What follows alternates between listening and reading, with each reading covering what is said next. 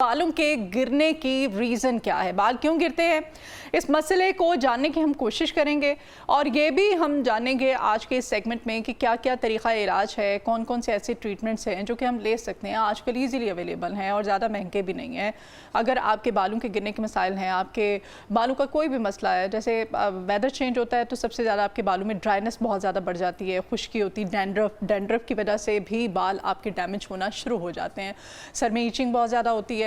Oiling इसका हम करते हैं घर में, लेकिन ऑयलिंग जो है मेडिकली कहा जाता है कि इतना इफेक्टिव नहीं है। कौन कौन सी ऐसे मेडिकल जो है वो तरीक़ा इलाज है जिसको अपना करके, ऐसे कौन से ट्रीटमेंट्स हैं जिनको हम ले करके अपनी इस बालों के गिरना, ज़ाहिर है आपके बाल हैं, अच्छे बाल हैं तो आपकी खूबसूरती, आपकी पर्सनैलिटी जो है इन्हेंस करती है।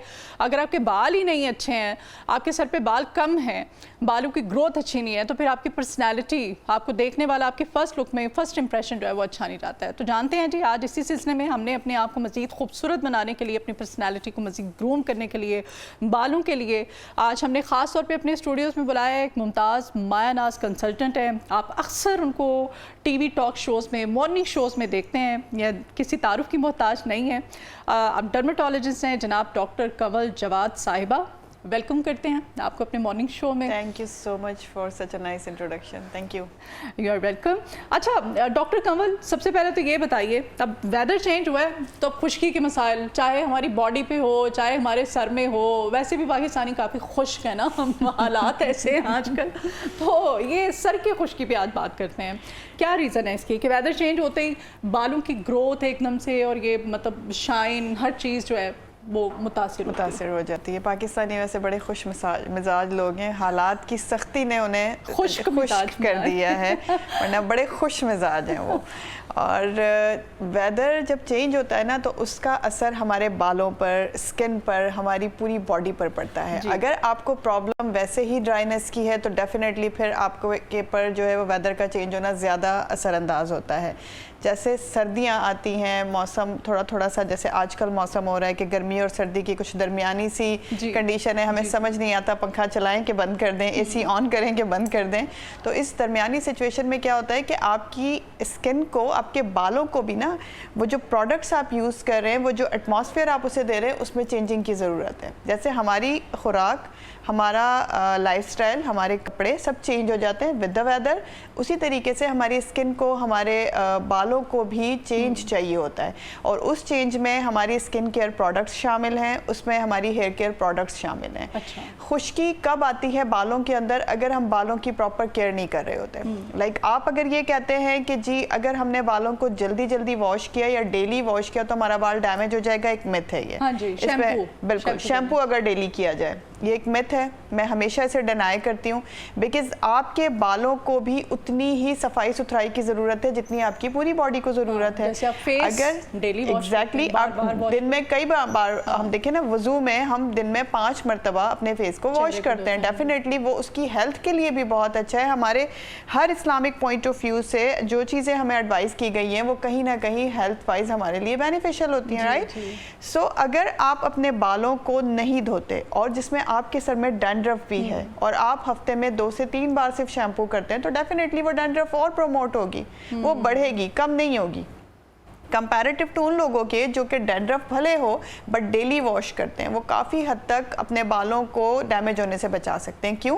क्योंकि आपने डेली वॉश किया, आपके बालों से क्लिनजिंग हो गई, बालों में से सारा डस्ट बाहर निकल गया है, फिर उस डैंड्रफ को ग्रो करने के लिए थोड़ा सा टाइम चाहिए होगा, 24 आवर्स का, 42 आवर्स का, राइट? और बहुत बड़ी आपने ये बात बताई है, मिथ है ये, और मैं भी यही समझती थी कि बालों को अगर हम डेली शैम्पू करते हैं, कंडीशनिंग करते हैं तो उससे हमारे बाल डैमेज होते हैं। ऐसा बिल्कुल नहीं होता। आप अपने बालों को डेली बेसिस पे वॉश कीजिए। अलबत्ता आपके शैम्पूज का आपने जो इंतखाब करना है वो बहुत वाइजली करना है। आपके बाल अगर डैमेज्ड हैं, ड्राइड हैं, आप बहुत ज़्यादा प्रोसेसिंग करवाते हैं, लाइक जैसे ऑब्वियसली वर्किंग विमेंस हैं, उन्हें डेली बाहर जाना है, डेली अपने बालों को कोई स्ट्रेटनर कर रहा है, किसी ने लाइक उसमें डाई अप्लाई किया हुआ है, कोई ऐसे लोग हैं जो अपने बालों को परमानेंटली स्ट्रेट करवा लेते हैं, हेयर बोटॉक्स है, और भी बहुत सारे ब्ला ब्ला ब्ला प्रोसेसिंग ऐसी हैं जो हमारे बालों के लिए ओवरऑल हेल्दी नहीं होती डेफिनेटली।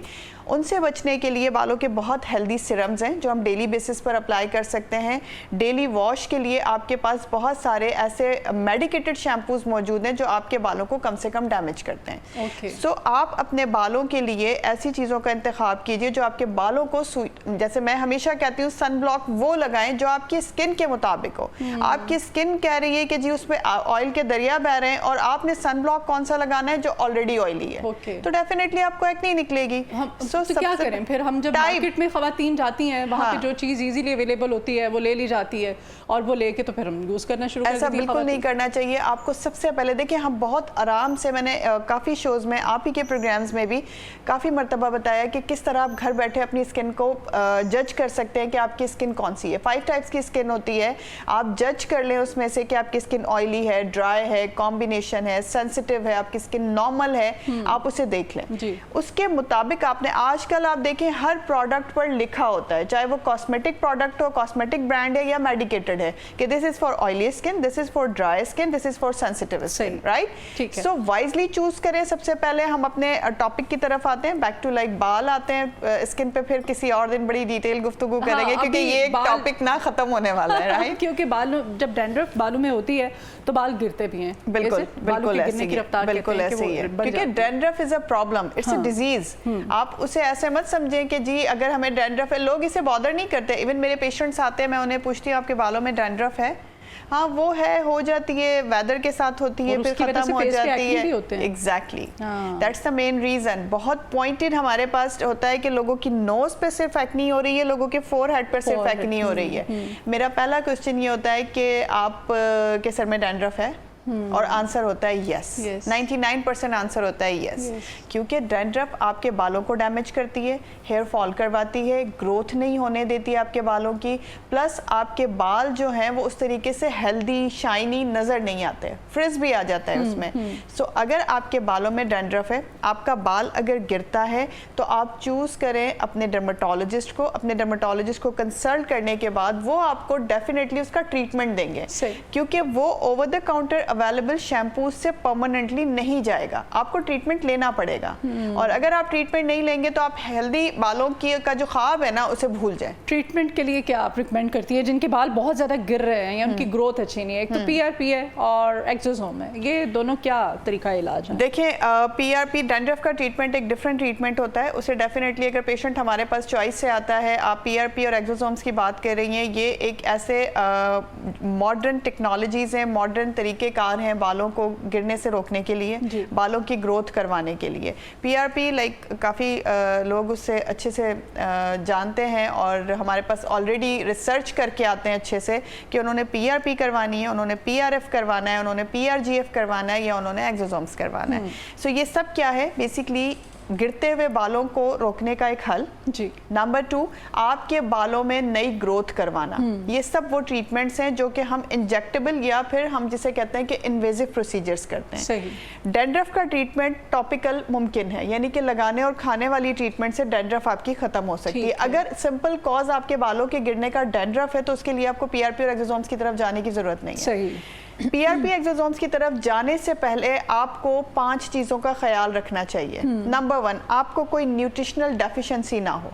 नंबर 2, कुछ लैब टेस्ट हैं वो हमने ज़रूर करवाने होते हैं। नंबर 3, आपकी इम्यूनिटी वीक ना हो ड्यू टू किसी भी डिजीज़ के, कोई आपको क्रॉनिक मसला ना हो।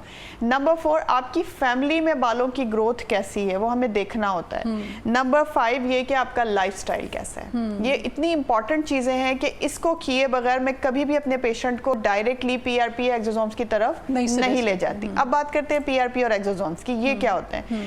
बेसिकली ये दो एक ऐसे प्रोसीजर्स हैं। PRP सबसे पहले आई थी जिसमें हम आप ही के अपने ब्लड को ड्रॉ करते हैं और उसमें से प्लाज्मा निकालते हैं जो कि रिच होता है ग्रोथ फैक्टर्स के साथ, प्रोटीन्स के साथ, जो डायरेक्टली हम आपके सर में इंजेक्ट करते हैं।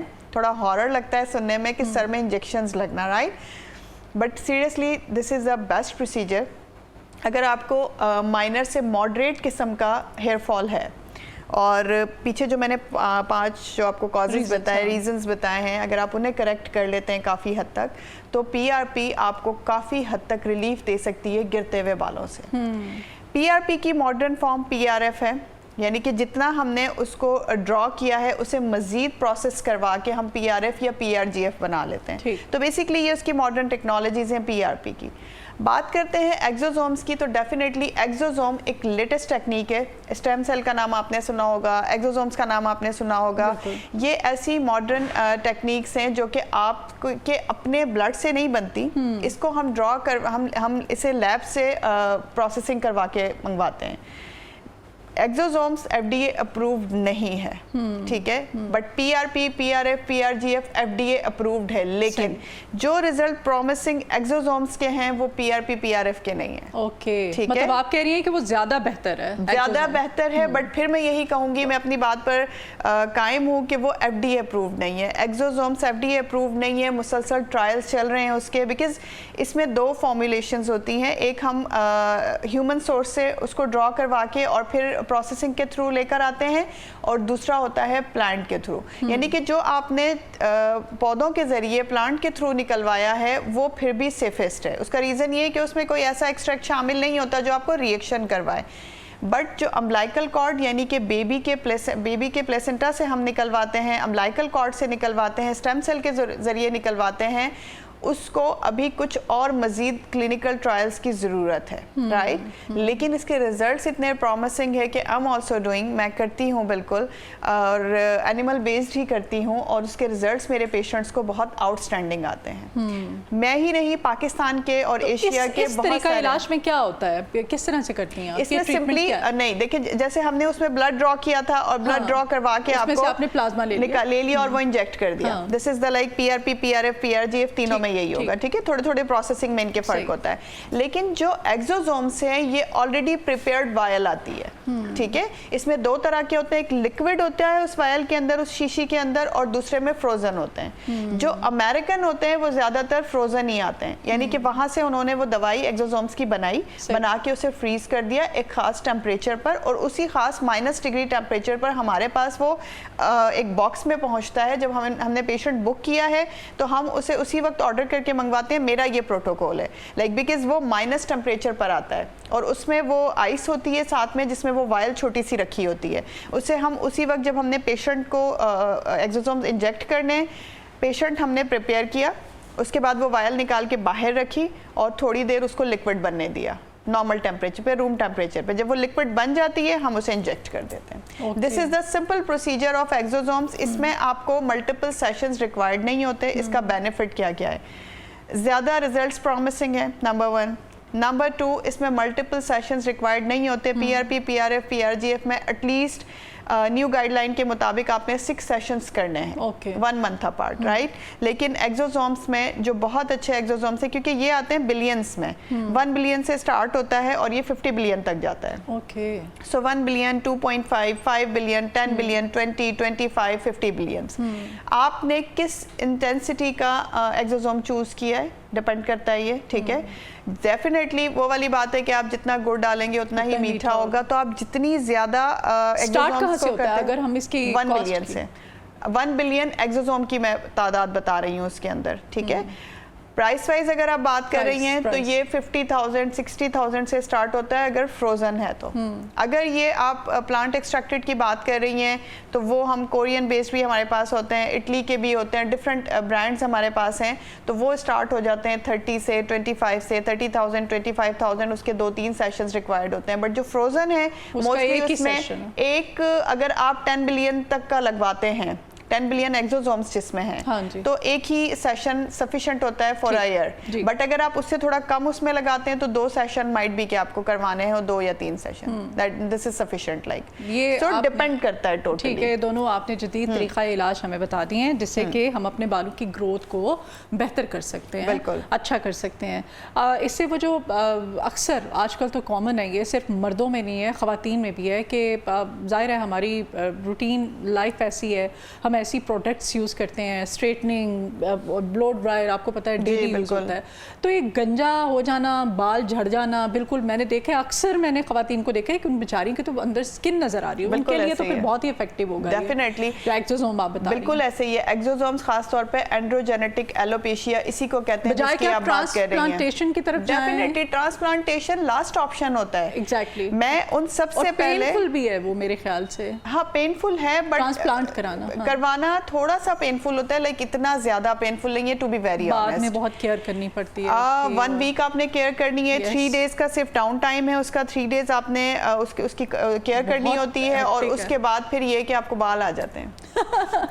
उसकी जो सबसे प्लस पॉइंट होता है ना कि अगर आप बिल्कुल बैल्ड हैं, गंजे हैं, और आप सोचें कि आपको बाल आ जाते हैं, आपकी पर्सनैलिटी बिल्कुल चेंज हो जाती है।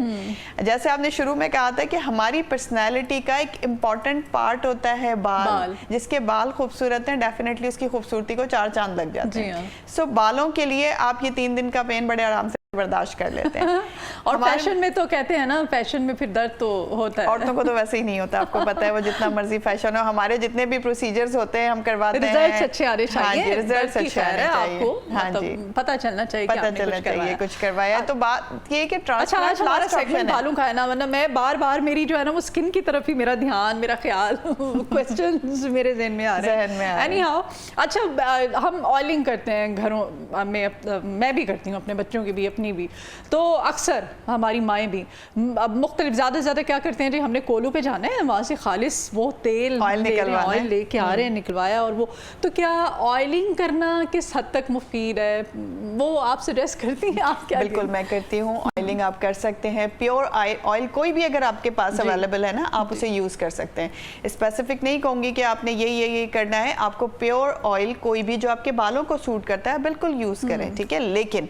लेकिन उसकी कुछ शर्तें हैं मेरी, और उसमें से टॉप ऑफ द लिस्ट बिल्कुल आपने सोना नहीं है, बहुत सारा ऑयल लगा के और सो जाता, और आपको लगता है वो ज्यादा अच्छा इफेक्ट करेगा, और सुबह उठ के तो फिर उसे बाल शैम्पू होते हैं, कंडीशनिंग होती है, तो वो मास्क लगाने के बाद बाल ऐसे होते हैं जैसे एक्सटेंशन। हाँ, लेकिन ये कि बहुत ज्यादा ऑयलिंग भी करनी इसलिए नहीं चाहिए क्योंकि ऑयल जब आपके बालों में चला जाता है ना, तो वो एक लिमिट के बाद आपके बालों को क्लॉग करना शुरू कर देता है, आपके जो पोर्स हैं उसे वो खत्म ब्लॉक कर देता है। क्यों ब्लॉक कर, उसका क्यों हमें ओपन रहना ज़रूरी है? जिस तरीके से बाकी बॉडी को न्यूट्रिशन चाहिए, हवा चाहिए, उसको ऑक्सीजन की ज़रूरत होती है, इसी तरीके से बालों को भी ज़रूरत होती है, बट आपके ऑयल ने पूरी रात उसको क्लॉग करके रखा है, तो आपके बालों के लिए ये बेनिफिशियल नहीं था, ये नुकसानदाह है। कितनी देर बालों में ऑयल रखना आपने सिर्फ मैक्सिमम, अगर आप शावर लेने जा रहे हैं 2 घंटे पहले बाल में आपने लगाना है ऑयल, अच्छे से ऑयल लगाएं, वो वाली चंपी वाला नहीं करना, बिकॉज वो आप अपने बालों को डैमेज करते हैं। आपने जेंटली मसाज करना है,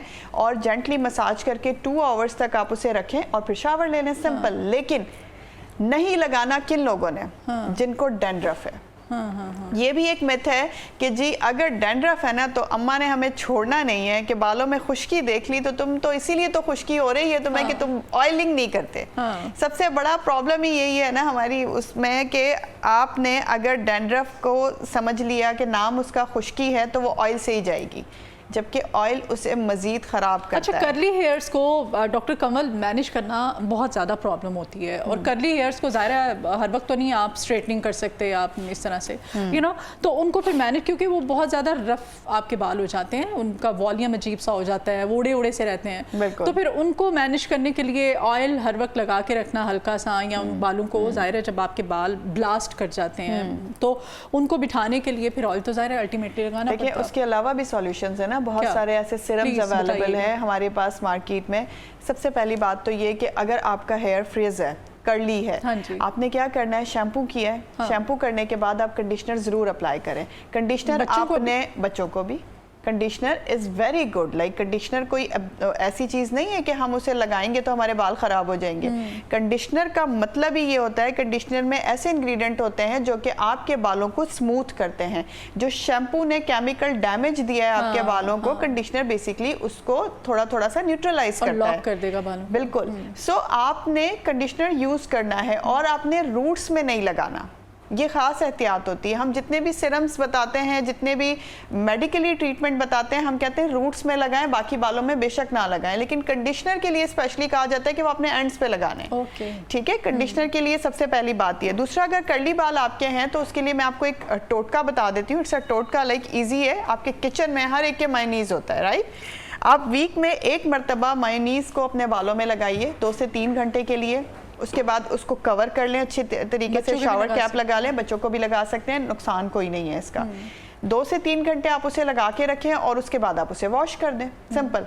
वॉश करने के बाद आपको कंडीशनर लगाने की भी ज़रूरत नहीं पड़ेगी उस वॉश के बाद जो आपने मायोनीज वाला किया है, राइट? और उसके बाद आप अपने बालों को की स्मूथनेस चेक करें, शाइन चेक करें, बहुत अच्छे बाल हो जाते हैं। ये बालों का फ्रिज ख़त्म करने के लिए है। कर्ली हेयर्स को स्मूथ करने के लिए डेली बेसिस पर आप ऐसे बहुत सारे serums over the counter market में अवेलेबल हैं, रेनाउंड है बड़े, मैं उनका नाम नहीं लेना चाहती, लोगों को मुझसे ज़्यादा पता है। तो आप जाइए और जाके उन्हें लीजिए, जो आपके बालों का फ्रिज ख़त्म करते हैं। उसके लिए ऑयल लगाने की ज़रूरत नहीं है, और वो सिरम्स भी आप एंड्स पे ही लगाएंगे, उसको भी रूट में टच देने की जरूरत नहीं पड़ती। बेबी हेयर्स होते हैं, छोटे छोटे बाल होते हैं, वो जो ये उड़े उड़े होते हैं, देखिए आप उसको जैसे बच्चों ने अब स्कूल जाना है तो जाहिर है डेली उनके बाल तो बनेंगे। बच्चों की, लड़कियों के, बेबी गर्ल्स की मैं बात कर रही हूँ, तो जिनके कर्ली हेयर्स हैं, उनकी जब माँ पोनी बना रही होती है तो वो बेबी हेयर्स बहुत ऐसे अजीब, और बच्चे फिर स्कूल में हूट करते हैं ऐसे ही है। बिल्कुल, अब वो तंग होते हैं। देखिए जिनके कर्ली है उन्हें थोड़ा ये प्रॉब्लम होता है। उसके लिए आप ये कीजिए कि आपने लेना है ऑयल के साथ पानी को मिक्स करना है। दिस इज ऑल्सो अ टोटका।